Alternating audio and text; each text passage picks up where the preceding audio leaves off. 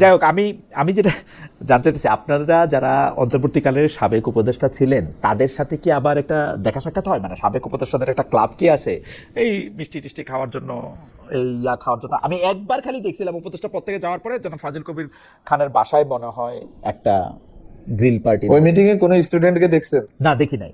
আপনারা বাদ পড়ছেন ওইটা তো, আহ, মানে রিটায়ার্ড হয়ে বাদ। মানে ও, এটা তো মুরব্বীদের, আপনি আগেই বলে দিয়েছেন, এটা তো মুরব্বীদের, রাইট? আর আমি আপনাদের দেখি যেটা, সেটা হচ্ছে যে আপনি কোনো কিছু একটা লিখলে সেইটার, বা ফেসবুকে লিখলে আপনাকে তো বিভিন্ন ধরনের প্রতিক্রিয়ার সম্মুখীন হতে হয়। আমার ধারণা ঘরে বাইরে ক্রিয়া প্রতিক্রিয়ার চাপে আপনি অনেক সময় সেটাকে সামনে আনেন, পিছিয়ে আনেন, এডিট করেন, কখনো বাদও দেন। কিন্তু আমি যেটা খেয়াল করি, উপদেষ্টাদের মধ্যে কেউ না কেউ আপনার বক্তব্যের একটা জবাব দিতে চেষ্টা করেন। এইটা কি মানে এইটা কিরকম? আবার পাশাপাশি আমি এইটা খেয়াল করি, অন্তর্বর্তী সরকারের কোনো কাজকে সবচেয়ে বেশি ডিফেন্ড করতে চেষ্টা করে হচ্ছে এনসিপি। এইটার মধ্যে কি কোনো মানে কোরিলেশন আপনি দেখতে পান? মানে ধরেন আমি এখন একটা কথা বললাম, ডক্টর মোহাম্মদ ইউনুস হামের টিকা না কিনা বা পরিবর্তন করে ভালো কাজ করে নাই, দেখা গেল এনসিপির অনেকে আইসা আমার উপরে ঝাঁপায় পড়ছে যে আমি কিছু জানি না, বা সালমান এফ রহমানের এখানে চাকরি করতো, এরকম কিছু একটা করে দিল। এটা কারণটা কি? এখানে খালেদ খালেদ ভাই, এখানে একটা প্রশ্ন আছে। এখানে প্রশ্ন হচ্ছে মানে আপনি যদি সেম লোক যারা জুলাইয়ের বিরুদ্ধে দাঁড়াইছে, সেম লোকেরা যদি হামের প্রশ্ন নিয়ে নেমে সে মোহাম্মদ ইউনূসকে বা প্রফেসর মোহাম্মদ ইউনূসকে হ্যাঁ ঘায়েল করার চেষ্টা করে, ওনার যদি ভুল থাকে সেটা নিয়ে আপনি সরকার ক্ষমতায় আছে তাদেরকে তদন্ত করতে বলেন, পুরো প্রক্রিয়া অনুসরণ করতে বলেন। কিন্তু পুরো জিনিসটা যে ফ্রেমিংটা হচ্ছে মিডিয়া ফ্রেমিং আমার সময় থেকে হয়েছে, আমরাও এটা নিয়ন্ত্রণ করতে পারি না। এটা অলিগার্কদের পত্রিকা, ওরা যা ইচ্ছা তা লিখবে না। আমাদের তো, আমরা তো চাপোষা মানুষ, আজকে আছি কালকে নেই গভর্নমেন্টে। ওনারা তো সারা জীবন আছেন, সব গভর্নমেন্টের সাথে ওনারা থাকেন। ফলে এই অলিগার্কদের পত্রিকাতে আপনি বন্ধ করতে পারবেন না। ঢাকা শহরে তো মানুষ কান জ্বালাপালা করছে, আমার পত্রিকা বন্ধ করেন না কেন। আরে ভাই, আমি তো বললাম আমি তো শেখ মুজিব না, আমি পত্রিকা বন্ধ করবো কেন? আমার কাজ পত্রিকা বন্ধ করা। আমার কাজ ছিল যে মিডিয়াতে যাতে হচ্ছে যে জুলাইটা অন্তত কিছুটা হইলেও স্পষ্ট থাকে এবং না, সেম আমাদের লোকটা একটু আপনি আমার বক্তব্যগুলো। বলেন, মানে সেম লোক মানে যারা আওয়ামী লীগ সরকারের সময় আওয়ামী লীগ সরকারের জি সমালোচনা জি করে জি নাই, জি। আওয়ামী লীগ সরকারের হ্যাঁ সমালোচনা করে নাই, তার হ্যাঁ মানে জি। যারা আওয়ামী লীগ সরকারের সময় আওয়ামী লীগ সরকারের সমালোচনা করে নাই তারা কোনোদিন আর ইউনূস সরকারের বা তারেক রহমান সরকারের সমালোচনা করতে এরা পারবে না। করতে পারবে, করতে পারবে। তাই সেই নৈতিক নৈতিক ক্ষমতা তারা ফেরত পাবে তখনই, যখনই তারা কোনো না কোনো ভাবে লজ্জা অনুতাপ করবে না, যে এটা আমরা তো 17 বছরের আপনি একটা তো ফ্যাসিস্ট আপনি এটা তো বাইরে। জাজ, আমি জামাত জামাত জা- জাজ আমি জুরি সব, জামাতকে, জাজ জুরি সবকিছুর আপনি হইলে তো এটা একটা মুশকিল না? আমি হইলাম না, আপনিই হন। হ্যাঁ, আপনি জুলাইয়ের পক্ষ যেহেতু আপনি নিজেকে বলতেছেন, তাহলে আপনিই হন না। আপনি হয়ে ওদেরকে এই কাজটা আমি একটা করতে কথা দেন। বলি, আমি কোনো পক্ষ হইতেছি না হইতেছি সেটা আমি বলতেছি না। আমার কথা হইলো যে আমি মনে করি আমার কোনো অপরাধ যদি আমি করি তা আমার বিরুদ্ধে একটা ফৌজদারি মামলা হইতে পারে, কিন্তু আমি ওই সময় এইটা করি নাই এই জন্য এখন এটা করতে পারবো না, এইটা একটা আমার কাছে বায়নার মতো লাগে। আমার না, যদি এটা কোনো আমি বলি অপরাধ না, থাকে। এটা আমি বলি না। আপনি ওই সময় করেন না, এটাতে না, যতটা না আপনি এটাকে পজিটিভ পজিটিভ বলতে ইতিবাচক করতে বলতেছি না, মানে অন্য মানে থিওরিটিক্যালি পজিটিভ করতে বলতেছি। ধরেন না, আপনার কি, আপনি এটা বলেন যে সে আওয়ামী লীগকে সার্ভ করছে।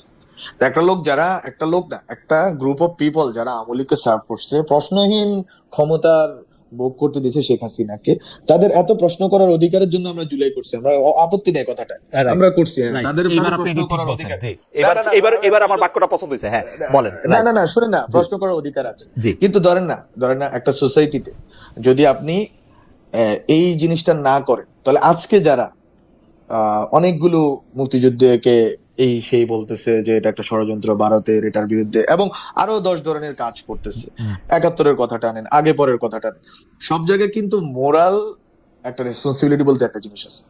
আমি তো বলতেছি না সাংবাদিকদেরকে আপনি গ্রেফতার করেন, কেউ মানে হাসিনার দালালি করছে তাকে তো আপনি গ্রেফতার করেন, এটা আমি বলি না, আমি কখনো বলি নাই। কিন্তু আমি সবসময় আমি নিজে থাকা অবস্থায় কিন্তু বলছি গ্রেফতার না, বরং এটা কি, এটা হচ্ছে যে আপনাকে একটা, আমি নিজে ইউএন কে চিঠি লিখছি জুন মাসে, 2025-এর জুন মাসে, যে আপনারা একটা স্বাধীন ফ্যাক্ট ফাইন্ডিং কমিশন করেন about journalism and media ecosystem in Bangladesh. এই চিঠি পাঠানো হয়েছে, এটা পরবর্তীতে কার্যকর করা যায় না কেন সেই গল্প আরেকদিন। কিন্তু এই চিঠি আমি পাঠাইছি যে এটা আপনারা একটা ফ্যাক্ট ফাইন্ডিং করেন, আসলে কার কতটুকু অপরাধ, কার কতটুকু লজ্জা, অপমান, কে মানে অপরাধ তো আসলে আপনি এইভাবে ঠিক করবেন না। ফৌজদারি অপরাধের কথা যেটা বললেন খালেদ ভাই, ফৌজদারি অপরাধটা তো আসলে আপনি ফৌজদারি অপরাধ হিসাব কিন্তু আপনার করলে কাছে কি মনে হয় জনাব মাহফুজ, এই যে ডক্টর মোহাম্মদ ইউনূসের সরকারে, জনাব মাহফুজ আলমের সরকারে সাংবাদিকদের বিরুদ্ধে হত্যা মামলা দিয়ে আটকে রাখাটা কি আমাদের জন্য 2 বছরের বেশি সময় তাদের জামিন হয় না? এটা কিরকম আপনি আমার বলেন তো। হ্যাঁ, ফৌজদারি আমি অপরাধ, আমি ফৌজদারি অপরাধটা আমি আসলে আমি দিয়ে এটা আমি এটা নৈতিকতা আমি দিয়ে, এটা আইন দিয়ে নৈতিকতা বা মানে এথিক্স এগুলি আসলে বিচার করা যাবে না, আমি এটা আপনার সাথে একমত। কিন্তু আমি তার ভাই বিরুদ্ধে আমি আপনি একটা এটা ফৌজদারি অপরাধ দিছেন, মামলা দিছেন, দিয়ে তারা আপনার জেলে আগের রাখতেছেন। আগে আগের টক শোতে আমি কথা বলে ফেলছি already hmm, about this things, যে সাংবাদিকদেরকে গ্রেফতার এবং এই পুরা হুম, প্রসেসটা। এখন আমি বলছি আপনার আগের কথাটাই যে বলছি, ওই কথাটা আবার রিটারেট করি, যে আপনার আপনি হচ্ছে যে পুলিশিং সিস্টেমটা, আইন ব্যবস্থাটা, এটা রাতারাতি বদল করতে পারেন না। ফলে আপনাকে অনেকগুলো ইয়ার ভিতর দিয়ে আপনি হচ্ছে যে বিভিন্ন মামলার ভিতর দিয়ে আপনি হচ্ছে এদেরকে গ্রেপ্তার করছেন, কিন্তু যেটা সংকটটা তৈরি করছে, যেটা আমি মনে করি, আমি নিজের জায়গা থেকে ব্যাখ্যা করি যেটাকে, যেটা আজও পর্যন্ত সংকট, সেই সংকট হচ্ছে আপনি লিগাল প্রসিডিউরের ভিতরে ঢুকান নাই এদেরকে।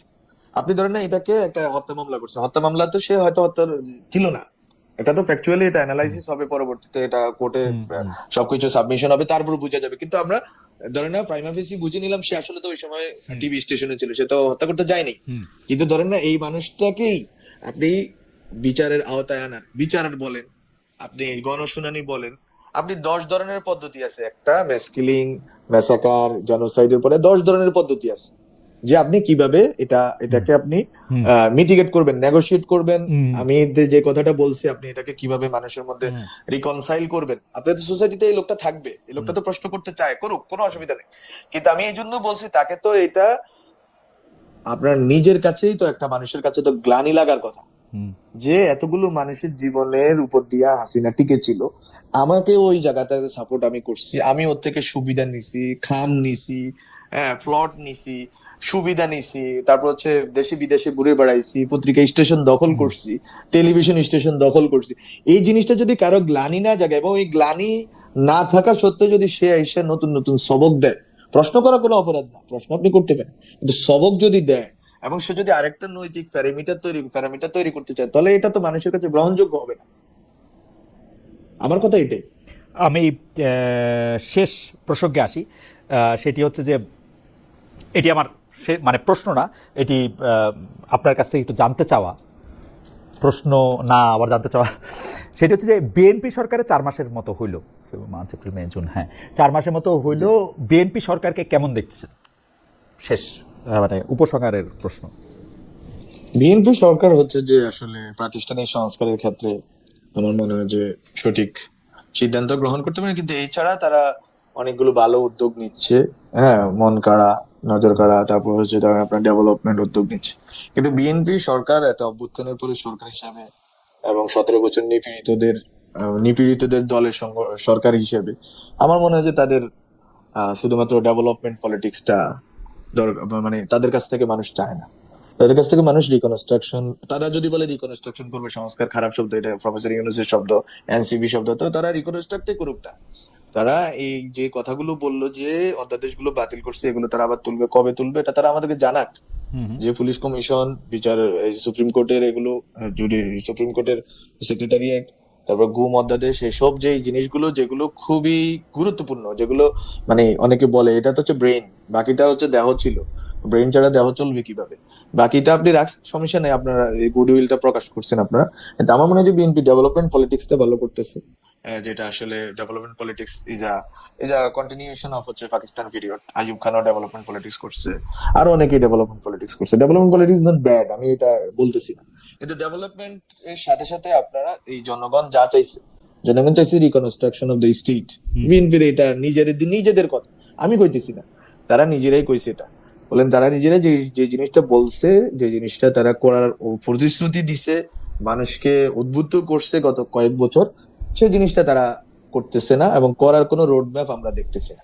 That is the saddest part. এবং এটা আমি মনে করি যে এটা অনেক গুরুত্বপূর্ণ একটা ঘটনা হবে বাংলাদেশের রাজনীতিতে ওকে, সামনের দিনগুলোতে, কারণ এটাই হচ্ছে মানুষ, এটা এখানে কোনো কোনো ক্ষেত্রে মানুষ প্রতারণা ফিল করতেছে।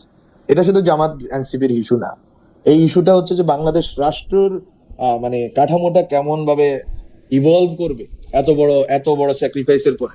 সেই প্রশ্ন, এবং বিএনপির কাঁধে এই দায়িত্ব, অনেক বড় দায়িত্ব। এটা ওনারা বুঝতেছেন কিনা আমি জানি না। ওকে।